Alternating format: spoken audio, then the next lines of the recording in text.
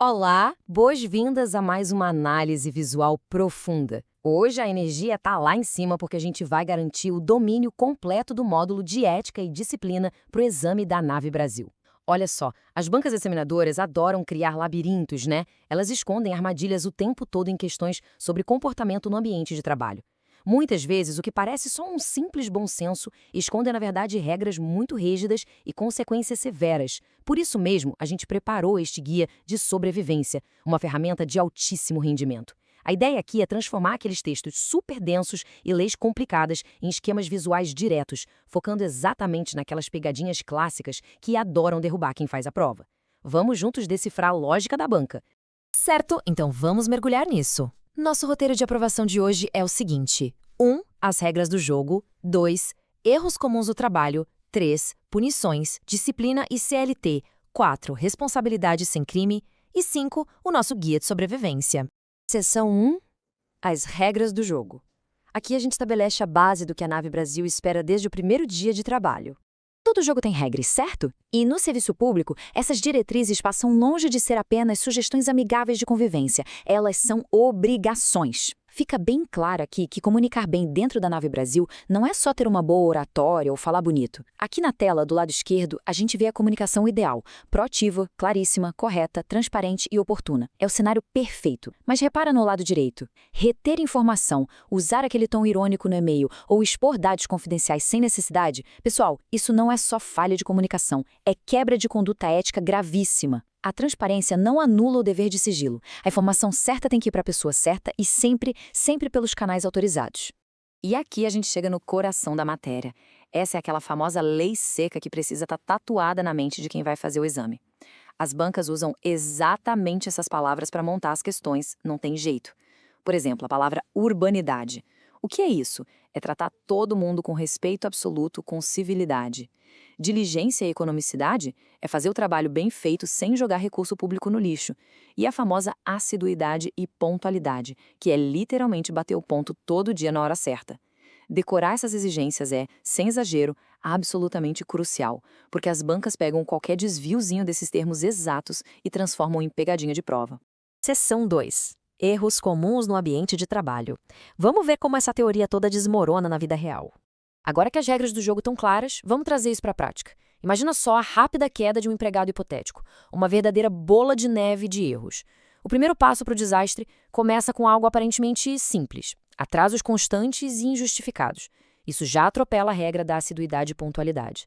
Aí, o nosso colega aqui, já irritado com os atrasos, dá uma resposta super grosseira para outro funcionário que fez uma perguntinha boba. Pronto, a urbanidade foi para o espaço. E para tentar compensar o tempo perdido, ele decide fazer horas extras, mas, olha o detalhe, sem avisar ninguém e sem autorização, indisciplina pura. Em 3 passos rápidos, um dia normal virou um posto de violações éticas e funcionais suficientes para gerar um baita processo interno.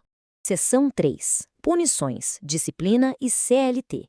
Agora a coisa fica séria, porque as consequências vão muito além de um simples puxão de orelha. É aqui que a realidade bate com força na porta. O desvio de conduta não acaba numa bronquinha do RH. Como a Nave Brasil opera no regime seletista, a velha e conhecida CLT está ali, sempre de prontidão. E o artigo 482 da CLT é implacável. A gente tem o ato de improbidade, que envolve desonestidade, como usar o cargo para tirar vantagem financeira. Tem a indisciplina, que é quebrar aquelas regras gerais, tipo as tais horas extras não autorizadas que a gente acabou de ver. E a insubordinação, que é bater de frente e desobedecer a uma ordem direta e legítima da chefia. Para quem quer gabaritar a prova, conectar as falhas éticas com essas hipóteses de rescisão por justa causa é literalmente um divisor de águas. Isso ilustra brilhantemente o que a gente acabou de falar.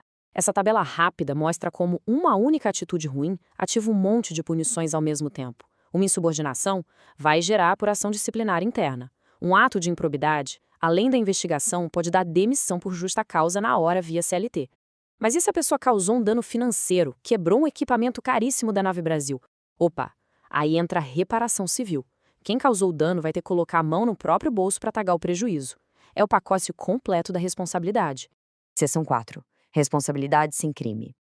Esse é o momento de separar o que é do direito penal e o que é regra da empresa. Isso nos leva a um dos conceitos que mais gera confusão e que as bancas simplesmente amam explorar. Anota aí. Ética, dever disciplinar e direito penal são coisas independentes. A responsabilidade profissional tem vida própria, é o dever inegociável de responder pelos próprios atos.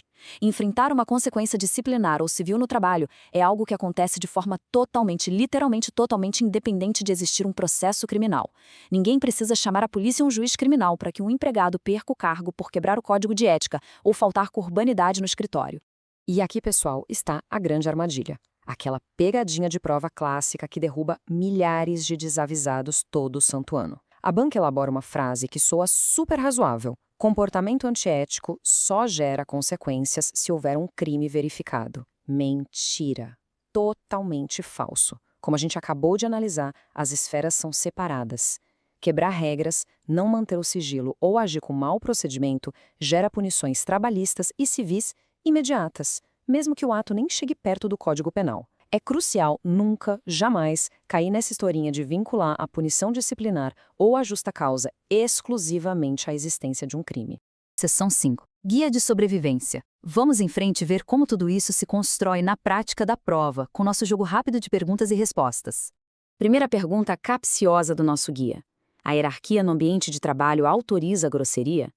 Imagina a cena. Um gestor, sob pressão total, decide cobrar um resultado gritando com a equipe. O cargo de chefia dá carta branca para ele ignorar a educação? A resposta é um não gigantesco, sem chance. O Código de Ética não tem exceções baseadas em cargos. A urbanidade é uma via de mão dupla. O respeito é mandatório. A educação não tem patente. O chefe que é grosseiro comete desvio de conduta exatamente da mesma medida do subordinado que desrespeita a chefia. Ninguém, absolutamente ninguém, está acima da regra de urbanidade. Próxima armadilha, uma situação clássica desenhada pelas bancas. O dever de dizer a verdade autoriza o vazamento de dados confidenciais? Pense bem. Alguém acha um dado interno sigiloso e resolve jogar nas redes sociais dizendo que a sociedade tem o direito de saber, usando o princípio da transparência como escudo. É permitido? Errado! Pode parar por aí. As bancas adoram misturar virtudes gerais com as regras da corporação para tentar te confundir. A transparência na comunicação pública se faz pelos canais institucionais oficiais. Ponto. Preservar o sigilo de dados sensíveis é um pilar da lealdade. Quebrar esse sigilo, mesmo com a bela desculpa de falar a verdade, é uma falha disciplinar gravíssima. Agora, o que é realmente interessante neste slide é a forma engenhosa como a banca tenta minimizar a importância do comportamento interpessoal. Olha essa frase: ser educado é uma cortesia opcional, não um rigoroso dever disciplinar. Eles usam cortesia opcional para induzir a gente a pensar que não dar bom dia não dá demissão. Mas, puxando na memória a lei seca que vimos antes, a urbanidade não é cortesia, é uma exigência expressa da Nave Brasil. Faltar com respeito afeta a harmonia do ambiente e configura, com certeza absoluta, uma violação passível de punição. Então, o ponto crucial aqui é o estado de alerta constante. A gente dissecou as exigências de urbanidade e assiduidade, derrubamos o mito de que punição só existe com crime e vimos o artigo 482 da CLT em ação. O conteúdo em si é lógico, mas a maneira como ele é cobrado exige muita frieza. E a pergunta que fica não é só uma provocação, é um desafio real para o grande dia. Após entender essas regras e visualizar essas armadilhas todas, quem vai conseguir identificar a pegadinha antes que ela dispare na hora da prova? O sucesso no exame depende de enxergar o que está nas entrelinhas. Mantenham o foco, revisem os conceitos e arrasem no exame. Até a nossa próxima análise visual.